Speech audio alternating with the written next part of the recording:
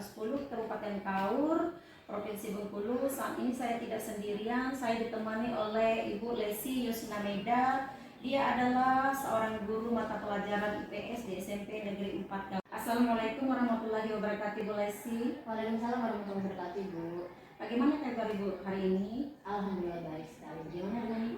Alhamdulillah baik.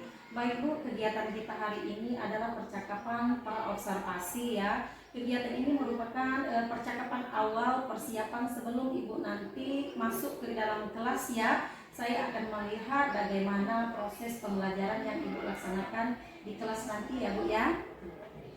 Jadi tujuan mengapa percakapan praobservasi ini dilakukan adalah supaya nantinya Ibu lebih siap ya dan lebih bisa lagi mempersiapkan materi pembelajaran yang akan Ibu berikan yang terbaik untuk kelas Ibu nanti ya Bu ya. Oke, sebelum melakukan proses pembelajaran ada beberapa hal yang ingin saya tanyakan kepada Ibu ya. Yang pertama, tujuan pembelajaran ya. Kira-kira pada saat Ibu melaksanakan proses pembelajaran kelas, tujuan yang ingin Ibu capai apa ya Bu? Untuk tujuan pembelajaran saya ingin mencapai yaitu satu, memahami, siswa dapat memahami pengertian dari mobilitas sosial. Kemudian yang kedua, siswa dapat memahami mobilitas sosial vertikal dan mobilitas sosial horizontal. Yang ketiga, siswa dapat menyebutkan pengertian dari mobilitas sosial. Dan yang terakhir yaitu siswa dapat membedakan jenis dan menyebutkan contoh dari mobilitas sosial vertikal dan mobilitas sosial horizontal. Seperti itu. Baik Ibu, berarti tujuan pembelajaran yang ingin Ibu capai tadi adalah siswa dapat memahami ya pengertian mobilitas sosial, siswa dapat siswa mampu ya memahami mobilitas sosial vertikal dan mobilitas sosial horizontal. Dan siswa juga dapat membedakan ya Bu dan menyebutkan ya apa itu contoh dari mobilitas sosial vertikal dan mobilitas sosial horizontal. Baik Bu, area pengembangan ini Bu, area pengembangan kompetensi yang ingin Ibu kembangkan nanti ya di kelas pada saat proses pembelajaran, area yang mana Bu? Oh ya. Untuk area pengembangan kompetensi di sini ada dua kompetensi yaitu pengetahuan dan keterampilan. Untuk pengetahuan sendiri yaitu siswa dapat memahami pengertian dari mobilitas sosial. Kemudian yang kedua, siswa dapat memahami jenis mobilitas sosial vertikal dan mobilitas sosial horizontal. Dan untuk keterampilan sendiri ada dua juga.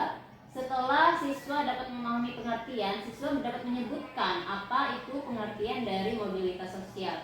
Dan yang kedua yaitu siswa dapat memahami dan membedakan jenis mobilitas sosial vertikal dan mobilitas sosial horizontal. Oke baik Bu, jadi ada dua area kompetensi yang ingin Ibu kembangkan yaitu pengetahuan dan keterampilan seperti itu ya Bu, seperti yang Ibu ini katakan tadi ya.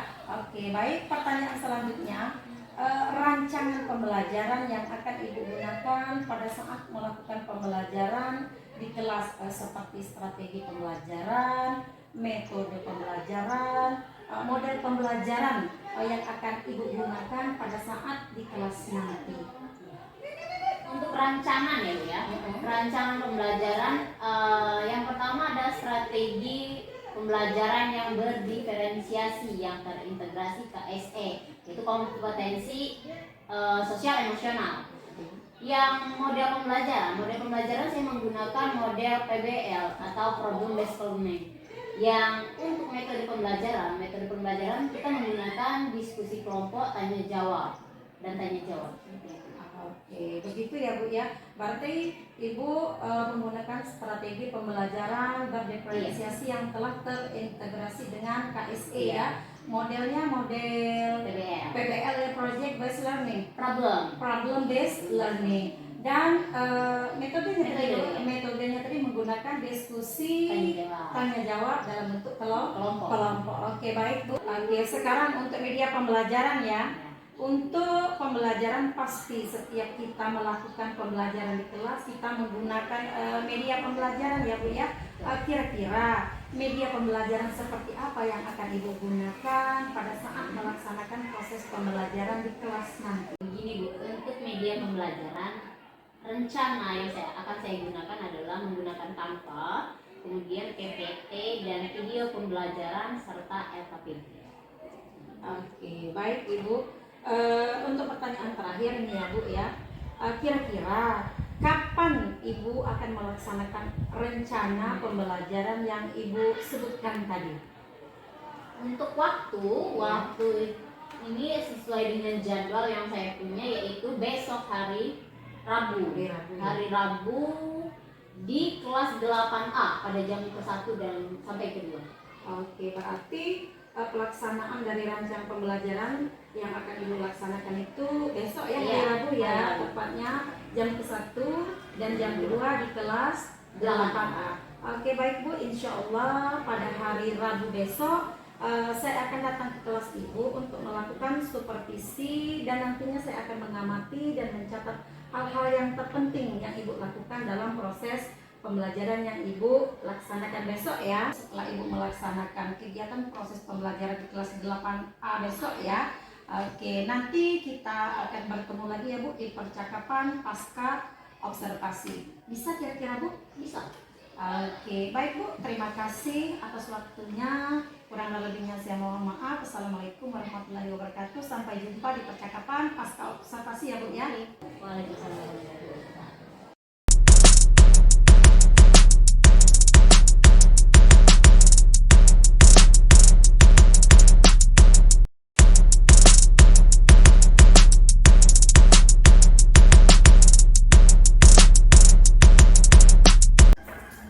Bersedia. Salam Kak Guru. Assalamualaikum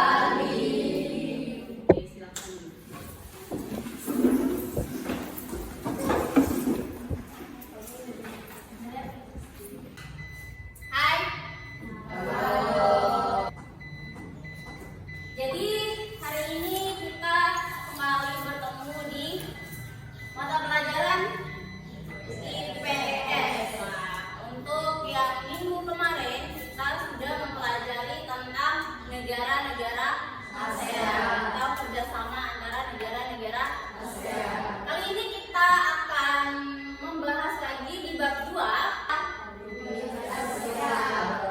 mobilitas sosial. Mobilitas sosial. Sudah pernah dengar apa itu mobilitas sosial? Sudah. Apa?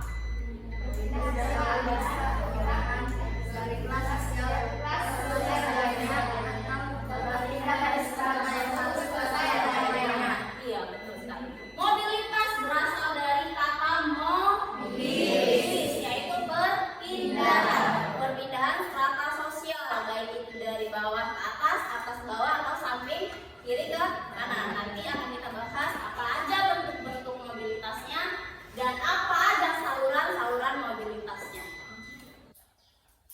Kita lihat dulu tujuan pembelajaran kita sesuai dengan materi yang kita pelajari tadi. Materi pokok bahasa tadi. Tujuan kita mempelajari materi ini yaitu yang pertama, setelah membaca bahan ajar yang akan Ibu bagikan dan membaca buku, kalian akan dapat mendeskripsikan apa itu mobilitas sosial. Kemudian akan ada diskusi kita nanti kita kalian diskusi terus menganalisis apa saja bentuk-bentuk mobilitas sosial. Kemudian salurannya saluran apa yang ditempuh oleh tokoh tersebut untuk mewujudkan mobilitas sosial. Bawa HP semua? Coba keluarkan yang bawa HP, keluarkan HP-nya berhubung kita mati lampu.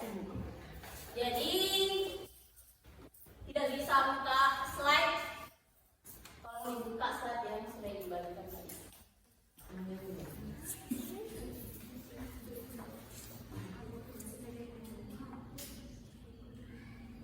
Yang slide PPT.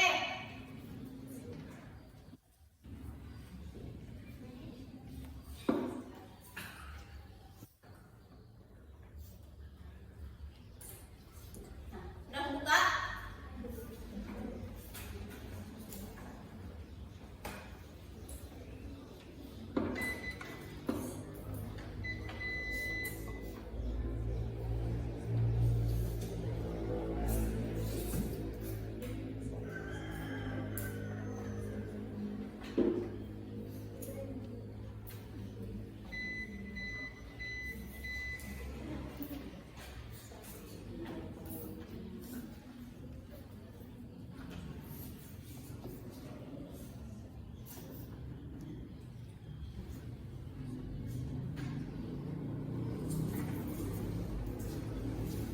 Oke, jadi di sini kita akan membahas tentang bentuk mobilitas sosial dan saluran mobilitas sosial. Akan berikan sedikit pokok bahasannya, yaitu ternyata mobilitas sosial itu ada beberapa bentuknya. Yang pertama, ada yang tidak tahu?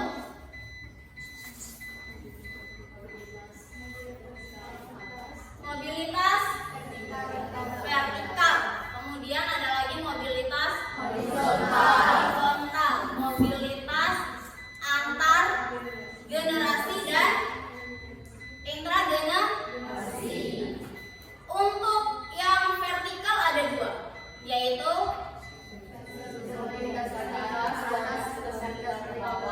mobilitas ke atas dan ke bawah. Kalau yang ke atas disebut apa?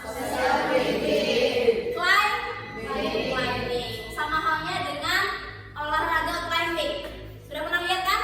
Memanjat, berarti dia dari bawah ke atas. Begitu juga sebaliknya, sinking, yang dari atas ke bawah. Kemudian untuk saluran mobilitas ini berarti cara atau organisasi apa, profesi apa yang ditempuh. Kalau kalian nih untuk menjadi siswa yang berprestasi, tentu saluran yang kalian tempuh adalah saluran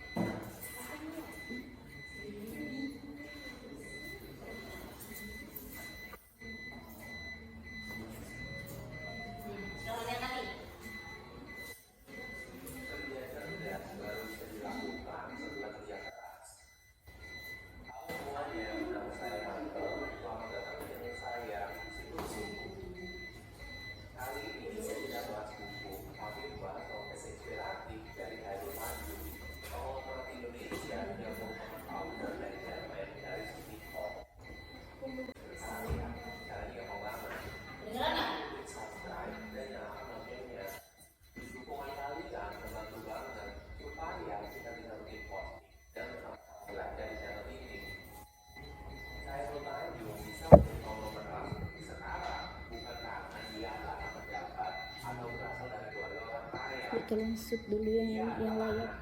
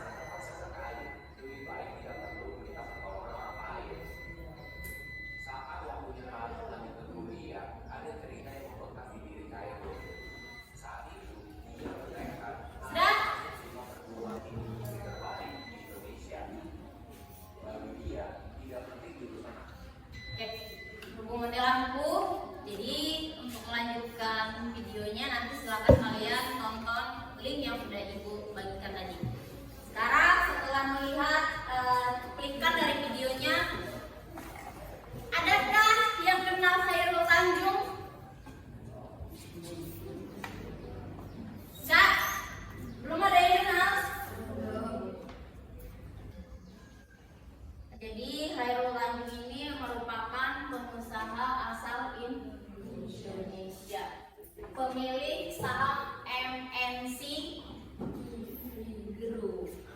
Ya, keren kan? Iya. Kemudian dia juga pernah menjabat sebagai Menteri Koordinator Eko pada tahun 2019. Jadi sekarang tugasnya diskusi kelompok. Ibu akan bagi kelompok sesuai dengan tempat duduknya masing-masing. Namun di sini kan timpang, ada 3, ada 5. Coba Dapi pindah ke sini. Biar adil. Ya, situ aja, itu ada kursi. Jadi pas 4-4 ya. 4-4 per kelompok. Kelompok 1, 2, 3 dan 4.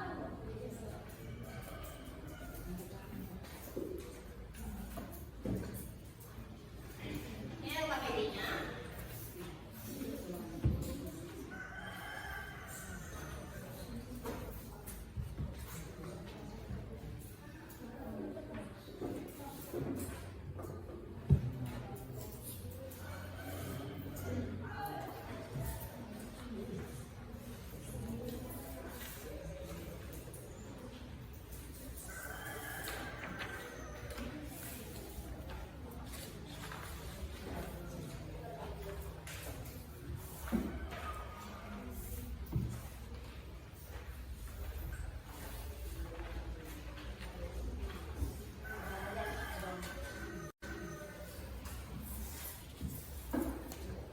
Silakan kerjakan berdiskusi, menjawab soal yang ada di LKPD.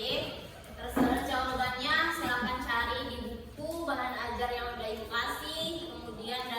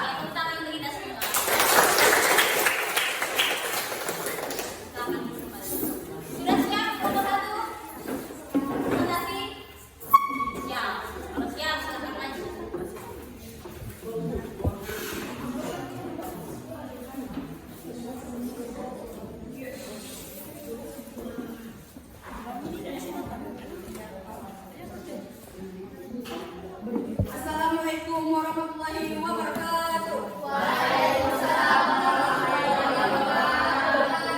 Kami dari kelompok 1 ingin mempresentasikan hasil diskusi kami, yaitu tentang mobilitas sosial. Pertama-tama sebelum kami membacakan hasil diskusi kami ingin memperkenalkan diri terlebih dahulu. Saya sebagai moderator, Dea Jumesari. Saya Regina Aurelia.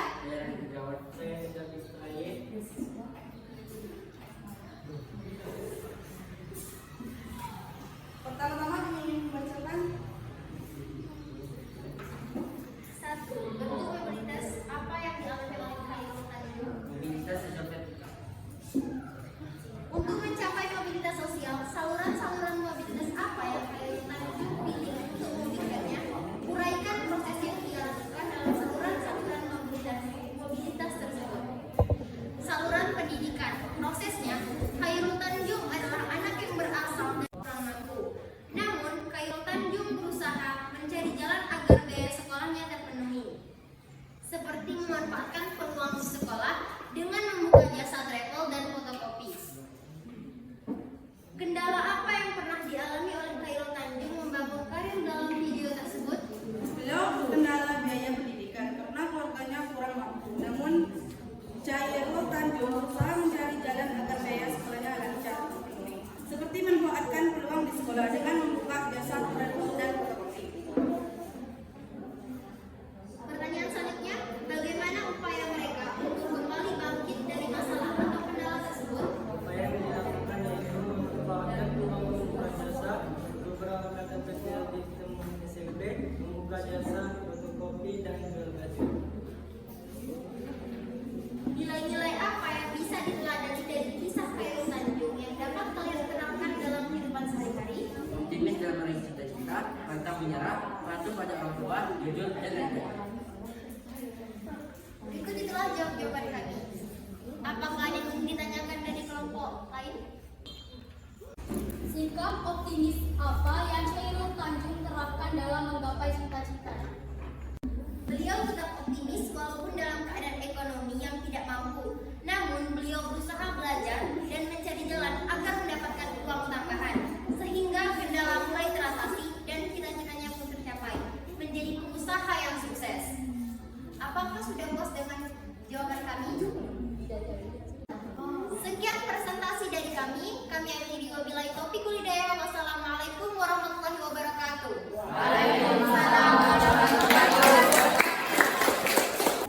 Selanjutnya kelompok 2. Silakan maju kelompok 2. Assalamualaikum warahmatullahi wabarakatuh. Waalaikumsalam warahmatullahi wabarakatuh. Berdirinya kami di sini bukannya tidak dikasih bangku, melainkan kami ingin mempresentasikan tentang mobilitas sosial yang dialami oleh Khairul Tanjung. Sebelum kami memulai presentasi ini, perkenalkan nama saya Syirin Asyihara sebagai moderator. Dan saya Lydia Febrianti. Dan saya Abdullah. Saya Nusrian Daniel. Sebelum kami memulai presentasi ini, kami tolong untuk peserta yang mendengarkan presentasi kami ini, mohon untuk diam. Kepada Lydia Febrianti kami persilakan. Bentuk mobilitas apa yang dialami oleh Khairul Tanjung? Mobilitas vertikal ke atas, yaitu social climbing. Soal kedua, untuk mencapai mobilitas sosial, saluran-saluran mobilitas apa yang Khairul Tanjung pilih untuk mewujudkannya? Uraikan proses yang ia lakukan dalam saluran mobilitas tersebut. Ia menggunakan saluran mobilitas sosial yaitu pendidikan dengan proses keadaan ekonomi yang berkecukupan. Ia menunjukkan tekad untuk mendapatkan mobilitas sosial ke atas hingga melanjutkan pendidikan ke jenjang universitas dan memasuki jurusan kedokteran. Soal ketiga, kendala apa yang pernah dialami oleh Khairul Tanjung membangun karir dalam video tersebut? Kendala yang ia dapatkan dikarenakan faktor ekonomi yang kurang mampu. Selanjutnya, soal yang keempat saya kembalikan kepada MC Purwo. Kepada dia Bagaimana upaya mereka untuk kembali bangkit dari masalah atau kendala tersebut? Dengan memulai karir dari sejak SD berjualan es mangga hingga SMP, ia bertekad kalau tidak terpaksa lebih baik tidak perlu minta pertolongan orang lain dan melanjutkan ke jenjang fakultas kedokteran gigi. Silakan, Saya Junior. baik apa yang bisa diladani dari kisah Khairul Tanjung yang dapat kalian terapkan dalam kehidupan sehari-hari? Kami ingin menyerap seperti dia yang bekerja keras, percaya diri. Terima kasih yang sudah mendengarkan presentasi kami hari ini. Sebelum saya mengakhiri presentasi ini, apakah kelompok lain ada yang ingin menanggapi atau ingin mempertanyakan sesuatu yang kurang jelas? Kami dari kelompok 3 izin bertanya. Dalam membangun Kami ingin menambahkan saluran yang dipilih oleh Khairul Tanjung, yaitu selain pendidikan ada juga saluran ekonomi karena beliau membuka jasa fotokopi dan membuka usaha lainnya seperti jualan baju dan lain-lain. Terima kasih kepada kelompok. Assalamualaikum warahmatullahi wabarakatuh. Selamat pagi semuanya. Perkenalkan, kami dari kelompok 4. Pagi ini saya ingin mempresentasikan mengenai mobilitas sosial. Sebelum memulai presentasi, perkenalkan saya Valen Maharani selaku moderator. Saya Rina Putra Yustanti. Saya Muhammad Rahmat. Dan saya Fadilah Lutfia. Tolong teman-teman, selagi kami presentasi, tolong fokuskan mata kalian ke kami dan diharapkan diam untuk sementara. Bagi teman-teman yang ingin bertanya, dapat disampaikan setelah pembahasan selesai. Baiklah, langsung saja kita masuk ke latihan soal yang pertama, akan disampaikan oleh Fadia Amar Lutfia. Soal yang pertama, bentuk mobilitas apa yang dialami oleh Khairul Tanjung? Mobilitas sosial vertikal, yaitu social climbing, karena dia yang dari keluarga biasa menjadi seorang pengusaha sukses Indonesia, founder dan Khairman dari City Group. Soal kedua, untuk mencapai mobilitas sosial, saluran-saluran mobilitas apa yang Khairul Tanjung pilih untuk mewujudkannya? Uraikan proses yang ia lakukan dalam saluran-saluran mobilitas tersebut.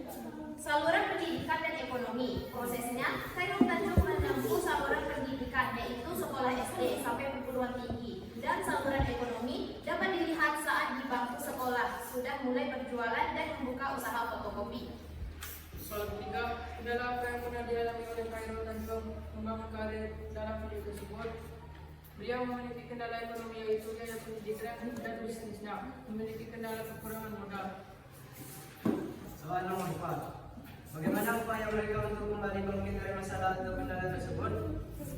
Upaya yang dilakukan dalam menanggulangi kendala ekonomi yaitu Khairul Tanjung memanfaatkan uang yang dapat kemansumannya. Kemudian untuk mengatasi kekurangan modal dalam bisnis Khairul Tanjung, meminjam uang dari bank untuk mendapatkan tambahan modal.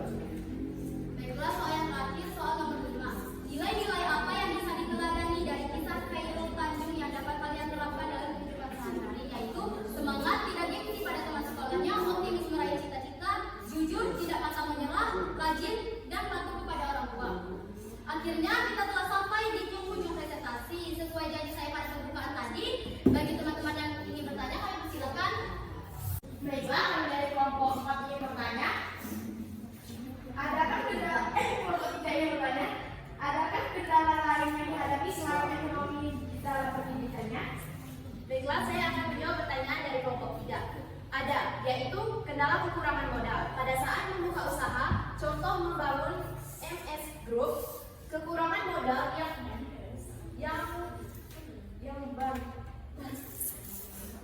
banyak, beliau mengatasinya dengan meminjam uang dari bank untuk dijadikan modal usaha. Baiklah, ada yang bertanya lagi? Baiklah, terima kasih. Sebelum menutup, terdapat beberapa poin penting yang telah dibahas, seperti pentingnya bahwa kita harus berusaha untuk mencapai kesuksesan. Demikian saya akhiri, semoga bermanfaat bagi teman-teman semua. Saya akhiri, wassalamualaikum warahmatullahi wabarakatuh.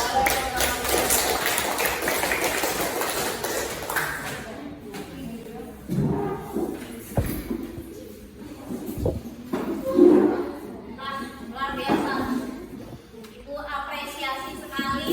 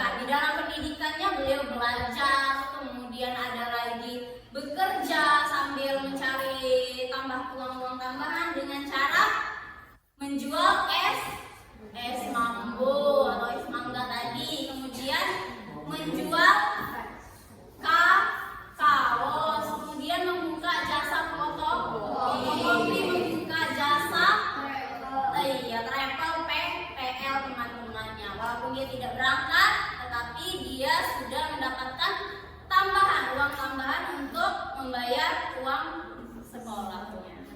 Apa yang bisa diambil nilai-nilainya dari beliau ini? Yaitu adalah semangat. Walaupun kita berasal dari keluarga yang kurang mampu, tetap berusaha belajar yang baik, kemudian berusaha tidak gengsi. Bapak Khairul Tanjung ini tidak gengsi ya. Walaupun beliau menjual es mambo di sekolahnya, membuka jasa fotokopi, beliau ini tidak gengsi, tidak malu untuk melakukan hal-hal positif tersebut. Justru kita harus malu melakukan hal-hal yang negatif. Kemudian setelah kita diskusi dan mendapat kesimpulan, kira-kira bagaimana perasaan kalian setelah mengikuti pelajaran kita? Gimana nih? Pusing? Senang? Atau bagaimana? Senang? Alhamdulillah. Kemudian materinya sudah dipelajari ya? Sudah bisa dipahami? Sudah bisa dipahami ya? Karena materi ini adalah materi yang sangat dekat sekali dengan lingkungan kita. Bahkan kalian sendiri juga mengalami mobilitas yang tadinya anak SD, sekarang sudah SMP. Bentar lagi naik lagi ke SMK. Nanti Ibu akan memberikan soal latihan, soal evaluasi. Ada 5 soal, sedikit saja, tidak usah banyak-banyak. Nanti akan Ibu bagikan soalnya. Tapi syaratnya tidak boleh diskusi atau kerjasama, tidak boleh membuka HP, tidak boleh juga membuka buku. Silakan bukunya ditutup.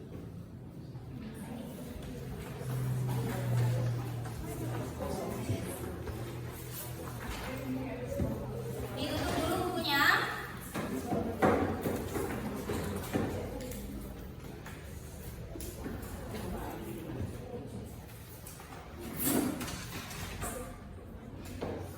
Sudah siap? Sudah.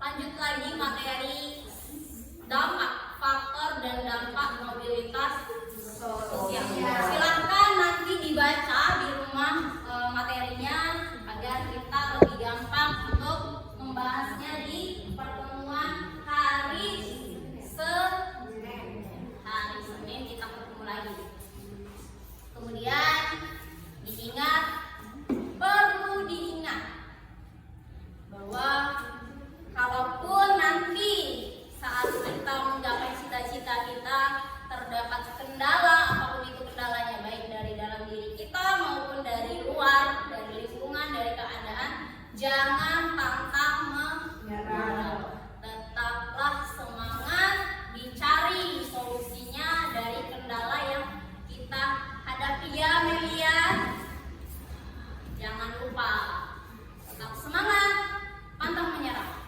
Kemudian jangan lupa tetap jadi orang yang jujur. Jujur itu kunci dari keberhasilan.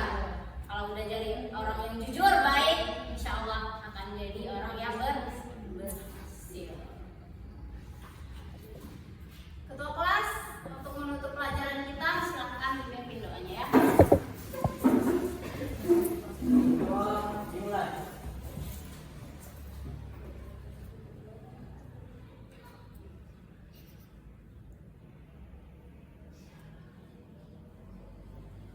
Doa selesai. Baik, sampai jumpa lagi hari Senin. Ibu akhiri, wassalamualaikum warahmatullahi wabarakatuh.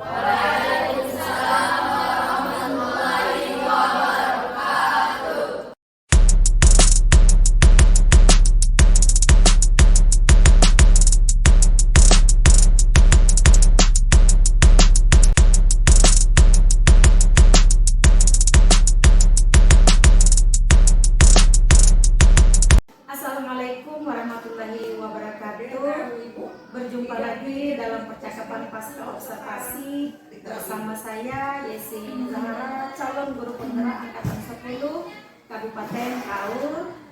Di sini masih bersama dengan Ibu Lesi Yusnamida sebagai guru mata pelajaran IPS di SMP Negeri 4 Kaur yang telah diobservasi kemarin ya Bu ya.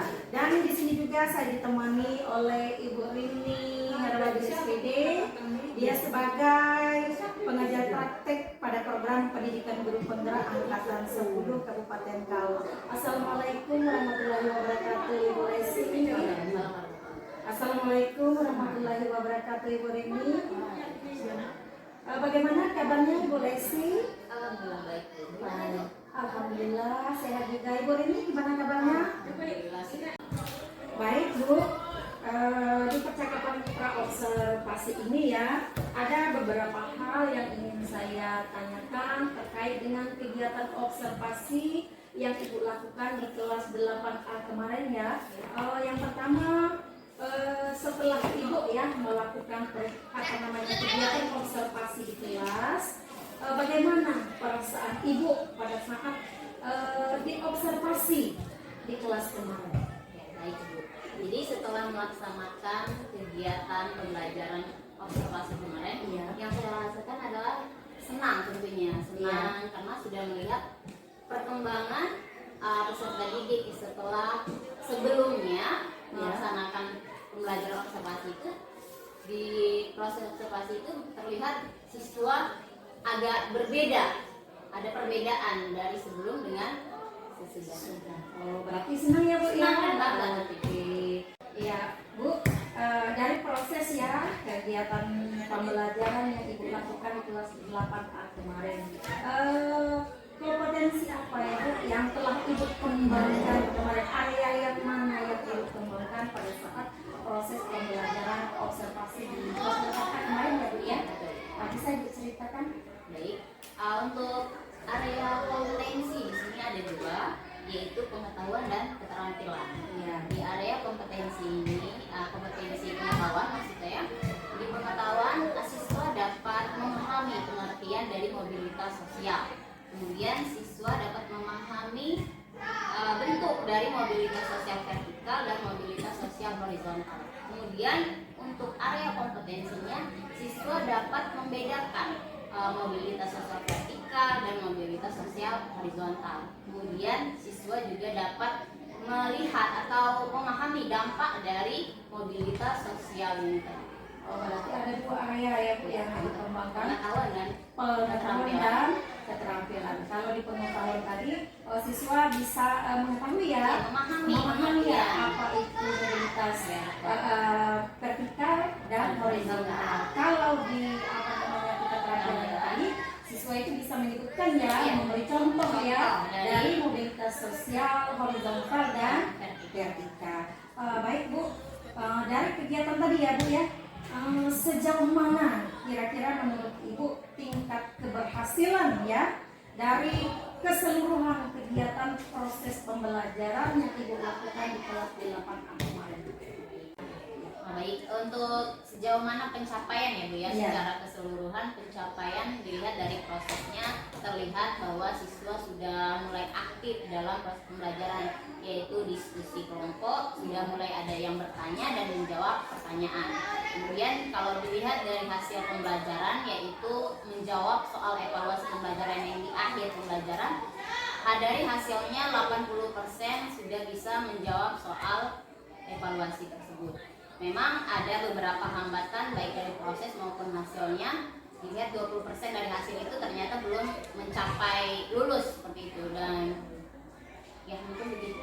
Ada beberapa hambatan. Iya, kata Ibu tadi itu kan dalam kegiatan proses itu ada kendala ya. Iya, Kira-kira ini Bu, kendala atau hambatan apa yang Ibu hadapi pada saat Ibu melaksanakan proses pembelajaran di kelas 8A kemarin? Boleh tahu? Ya. Kendalanya di mana ya, seperti itu? Ya, baik, untuk kendala atau hambatan, memang pada prosesnya sudah pasti ada kendala ya Bu ya. Iya. Yang saya rasakan di setiap proses pembelajaran. Jadi untuk kendala ataupun hambatan, yang pertama dalam proses pembelajaran itu hambatan, ada beberapa anak yang terlihat belum begitu aktif Iya. dalam memberikan pertanyaan maupun menjawab pertanyaan. Mungkin karena anak terbiasa melakukan pembelajaran konvensional seperti itu, anak masih beradaptasi dengan perubahan itu. Jadi untuk hambatannya yaitu yang itu tadi, keaktifan siswa. Memang ada beberapa siswa yang masih kurang aktif. Oh, yang belum aktif. Iya, kemudian dari waktu, durasi waktu. Saya merasakan durasi waktu ini agak sedikit kurang panjang, karena sesuai dengan yang kebiasaan anak tadi berpikirnya lama. Kemudian mereka melaksanakan diskusi kelompok, mengerjakan LKPD itu agak lama seperti itu, butuh waktu yang lama begitu. Jadi hambatannya di situ. Di situ masih siswa ada yang kurang aktif ya. Kira-kira ini Bu, dalam mengatasi ya kendala yang Ibu hadapi, rencana yang akan Ibu lakukan untuk menghadapi kendala atau solusi yang akan Ibu lakukan, kira-kira seperti apa Bu?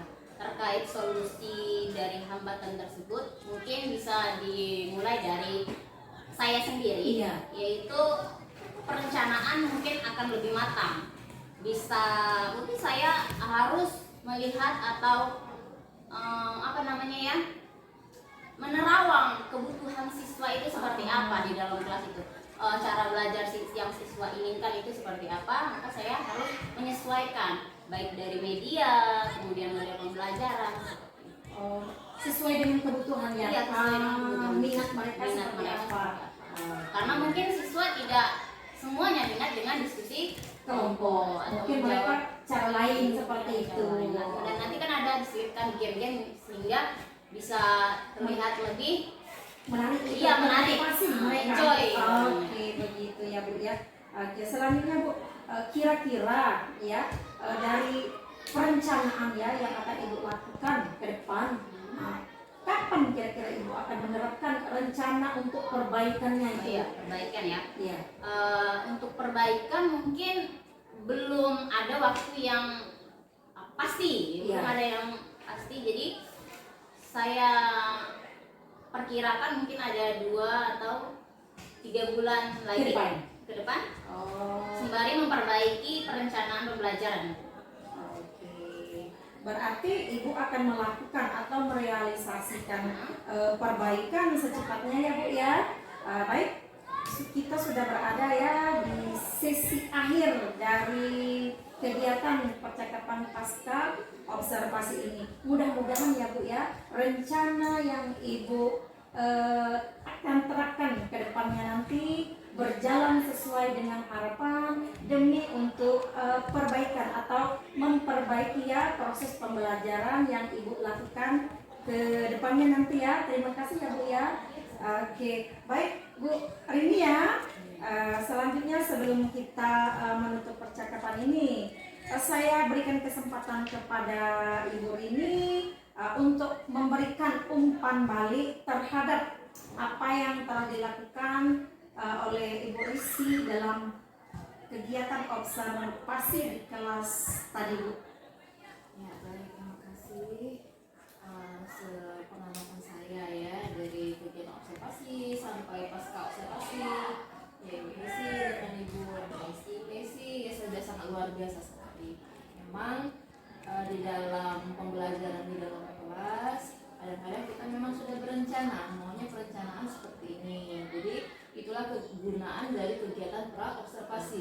dalam praobservasi kita mengantisipasi terlebih dahulu apa yang akan terjadi ketika pembelajaran di dalam kelas. Nah, tadi saya mendengar bahwa pas observasi tidak takut. Biasanya kan kalau kita di supervisi kan ada kecemasan, ada kekhawatiran. Nah, ini sudah menyenangkan, sudah santai.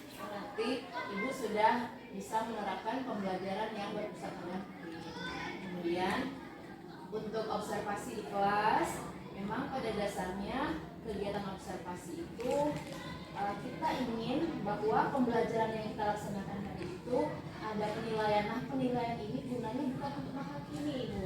Penilaian ini bukan untuk menghakimi. Artinya begini, kita bukan menilai, IPSI tidak menilai, hanya kita saling menolong, membantu sehingga pembelajaran ke depan itu lebih baik lagi. Nah, tadi pada pasca observasi, Ibu Yesi juga sudah menanyakan kendalanya kira-kira di mana dan strateginya bagaimana. Itu sudah luar biasa sekali. Ibu sudah menyampaikan kendalanya tadi, walaupun 80% yang aktif, 20% yang tidak aktif. Nah, tapi kemudian waktu yang digunakan untuk LKPD juga masih kurang. Tapi ibu juga sudah menyampaikan strateginya. Artinya ibu sudah mengetahui, oh di sini yang harus diperbaiki ke depan strateginya ini. Jadi itu ibu pada kegiatan observasi ini diharapkan nantinya kompetensi ibu untuk ke depan semakin lebih baik lagi. Terima kasih ya Bu Rini atas umpan balik tanggapan terhadap kegiatan observasi yang telah dilakukan oleh Ibu Lesi di kelas tadi. Dengan berakhirnya rangkaian kegiatan supervisi akademik yang sudah selesai ya, dimulai dari kegiatan pra-observasi, observasi sampai ke terakhir ini tadi pasca observasi. Mudah-mudahan ya ke depan pembelajaran yang kita lakukan di kelas ya Bu pada umumnya, terkhusus materi yang dilakukan Ibu Lesi semakin lebih baik ya, semakin menarik minat untuk belajar anak menjadi termotivasi ya Bu ya. Oke, terima kasih sebanyak-banyaknya. Kurang dan lebihnya mungkin saya ada salah. Kita akhiri saja ya Bu ya percakapan kita hari ini. Assalamualaikum warahmatullahi wabarakatuh.